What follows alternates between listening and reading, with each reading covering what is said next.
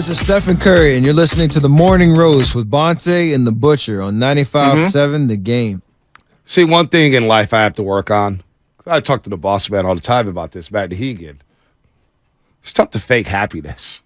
It's tough to fake it. I'm not going to do it right now. I'm not faking happiness. Great, the Super Bowl's coming in 2026. Awesome. I'm sure I'll get excited when that time comes.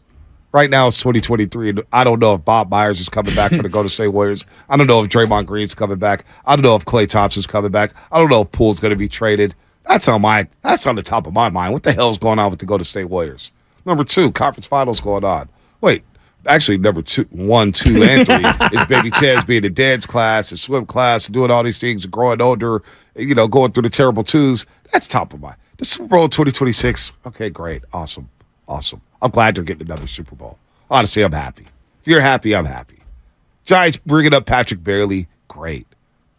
Just an hour ago, brought up Patrick Bailey. Oh, well, he ain't hitting right now in the minor leagues. Now I'm about to go crazy and click my heels like Charlie in the Chocolate Factory.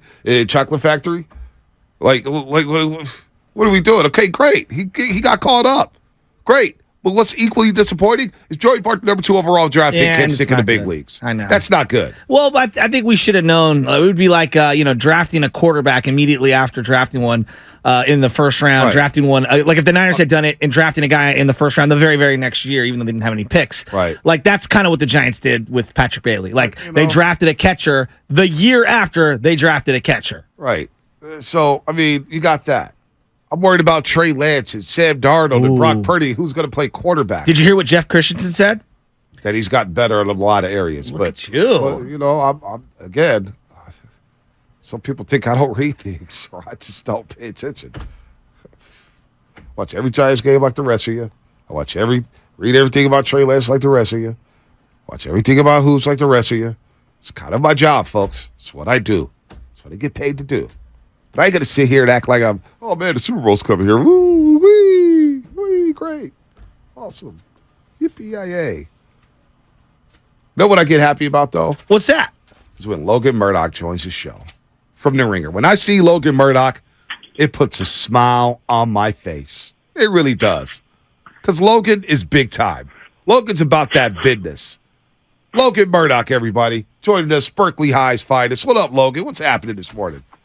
What's going on, bud? Good to see you, man. And speaking of which, you are also someone that is shining. Every time I see you, you got the Gucci sneaks on. Oh. You try to act like you don't own the whole 17 radio stations. And I just want to say, you're doing the fake humble thing right now, and I appreciate that. But stick your chest out too, bud. Well, I try to do that from time to time. But earlier today, I had a guy. This is how you know it's bad today. This is how you know I'm ready for the weekend. I had a guy call from Visalia.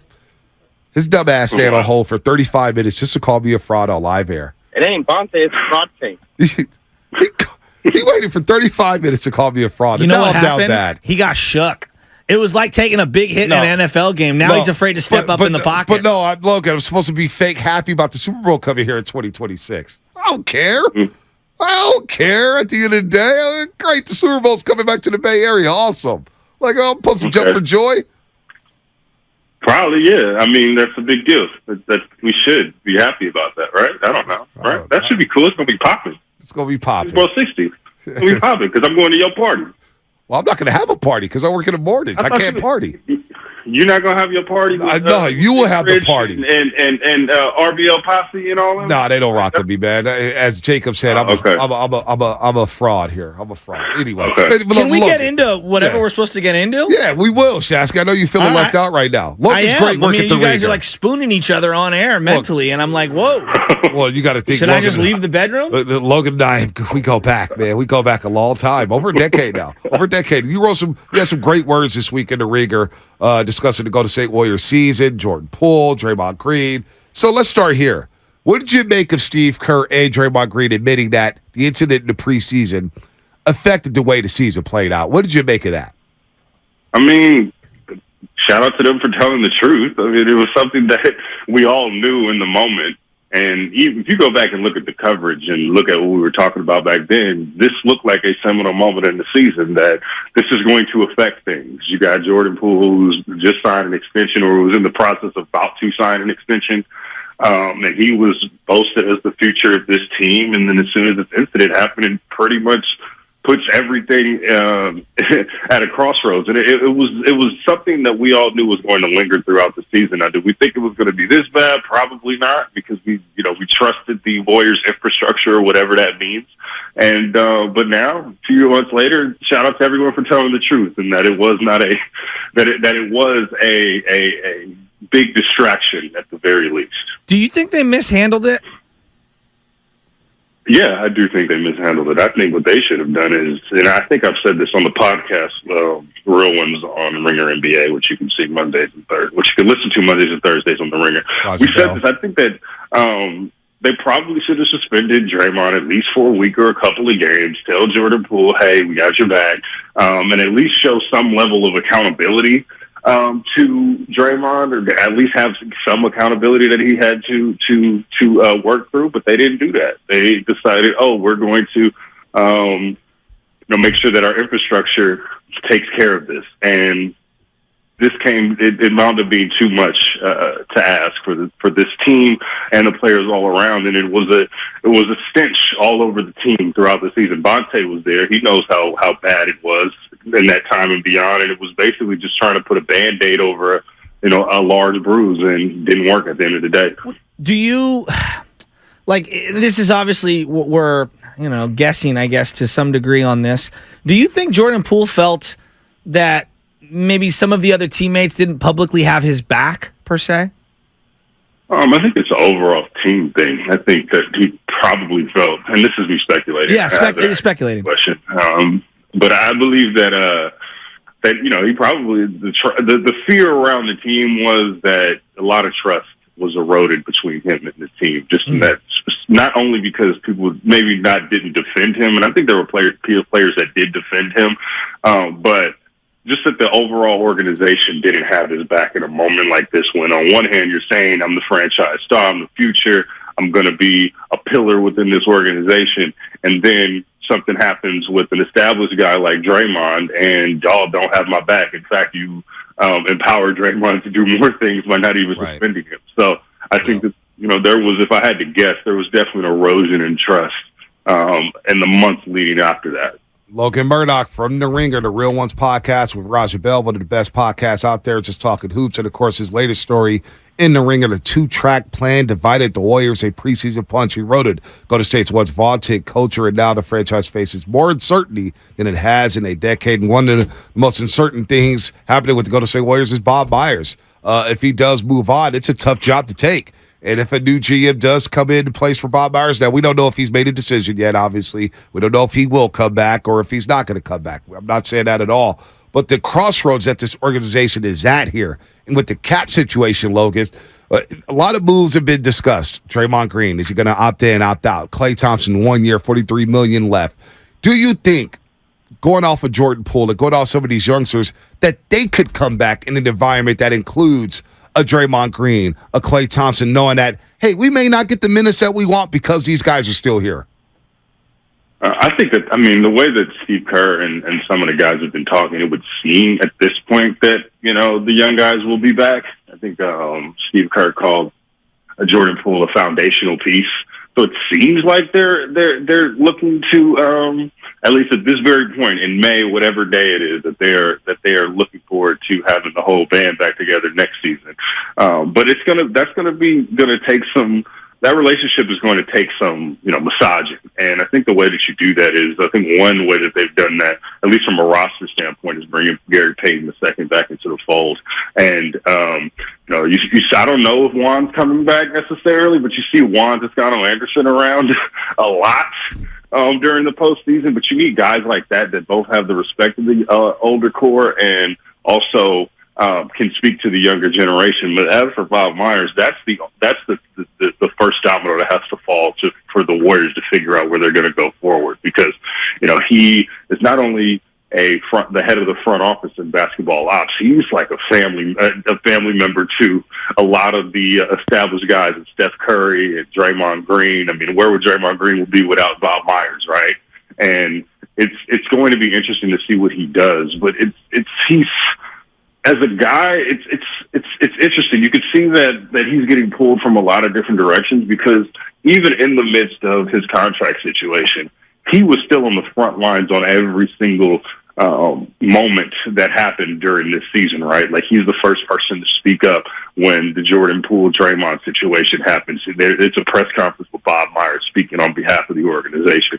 When Andrew Wiggins comes back from his personal absence for personal reasons, who's right there next to Andrew Wiggins is Bob Myers, right? And also Bob Myers is in Chicago at the draft combine with the team as they, prep for another draft and another summer of uncertainty. So it's going to be interesting, but he's giving signs both ways. One, that he's undecided of what he's going to do, but also that he's still in the trenches for big events within the Golden State organization. So I'm really interested to see what his decision is. I'm sure as everyone else is, but it's going to just be interesting because he's moving in a lot of ways that suggest that he's still in the fabric of this organization. But we'll see how long that lasts. Interesting. That's interesting. What do you think his first order, or anyone who becomes GM's first order of business, should be? Is it? Well, they got to. Go ahead. No. I mean, like the Draymond thing, obviously he determines whether he opts in or opts out. But let's assume right now he opts in. What should the first order of business be then? I think the first order of business is you got to make sure that all the established guys are in line. And that's Steph Curry, that's Klay Thompson, that's Draymond Green. That's whoever is the GM or whoever the head of basketball ops is. That's if that is Mike Dunleavy, if that is, I don't know. I don't know who that person might be at this point, but they have to get in the same page with the established guys on this team, because this team has still a couple of years of at least contention left in it. And that goes back to what I was talking about with Bob Myers being a family member of this established core. That's a big hole to fill. And that's going to have to be day by day of just making sure you're on the same page with these guys who have this affinity and love for another person.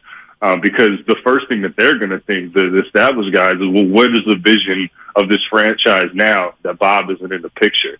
And that's going to be a question that has to be answered immediately by the new person, should there is a new person to be there, is what is the direction of the franchise going to be? And that's a huge question, considering that Bob Myers has been has been answering that question for the last decade. And to have a new face in there, they have to make sure that they send a clear message to the veteran guys of, this is what we're going to do. This is the message that I'm conveying, and this is where we're going to go. That's really important if someone else comes into the fold. Last one for you, Logan, here. We appreciate the time this morning. Logan Murdock, of course, from The Ringer, does a great job for them. The Real Ones podcast with Raj and Bell drops twice a week. And the 2-track plan, Divided by the Warriors, his latest piece in The Ringer. You should go read it at theringer.com. It's really, really good. Klay Thompson, what did you think of him during the Lakers series? Obviously, he struggled, but what do you think about his role moving forward if he is playing for the Golden State Warriors?